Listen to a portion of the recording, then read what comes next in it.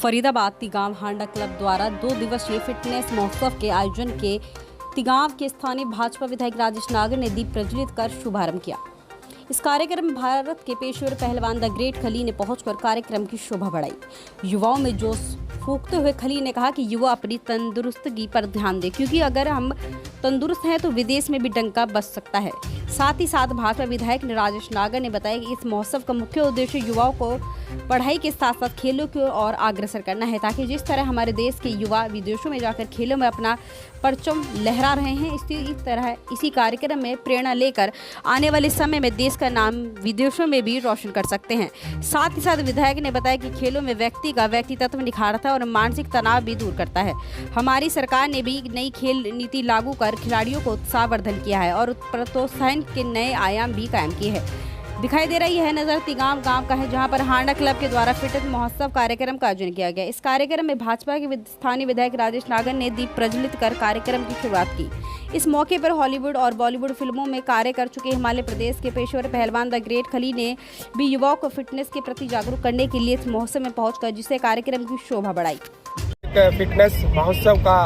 आयोजन हांडा क्लब ने किया है। मैं सबसे पहले हांडा क्लब को बधाई देना चाहता हूं, जो इस तरह का एक बड़ा आयोजन हमारे गांव तिगांव में उन्होंने किया है और ये युवाओं को एक प्रेरणा देने के लिए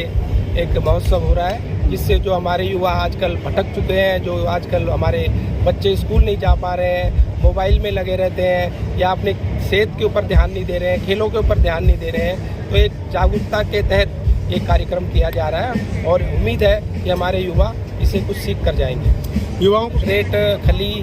यहाँ पर आ रहे हैं और निंजा और एक वो कौन सा सिंगराज अदाना, तो जिसने हमारे गांव, हमारे क्षेत्र, हमारे प्रदेश और देश का नाम रोशन किया और वो उनका गांव भी तिगांव है, वो भी यहाँ पर आ रहे हैं। देखो, जैसे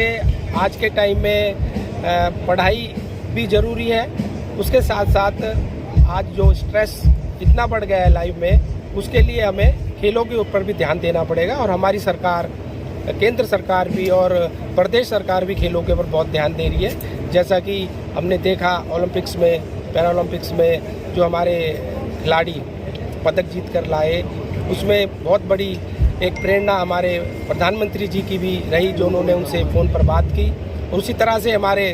अगर कोई भी किसी भी इनाम की राशि किसी भी प्रदेश में अगर ज़्यादा है, पूरे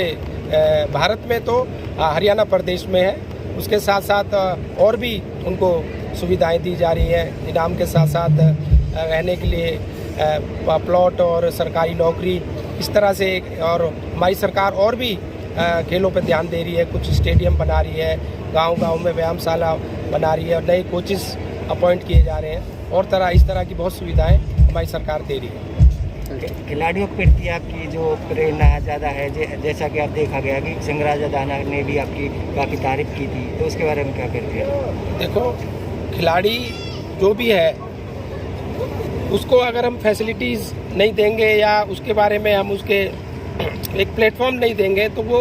इंटरनेशनल लेवल तक या इंटरनेशनल प्लेटफॉर्म तक नहीं जा सकता। उसको यहाँ पे हमारे कोचेस भी मिले, हमारी सरकार ने भी दिए, उनके पास अपने पर्सनल कोचेस भी थे, उन्होंने ट्रेनिंग भी की।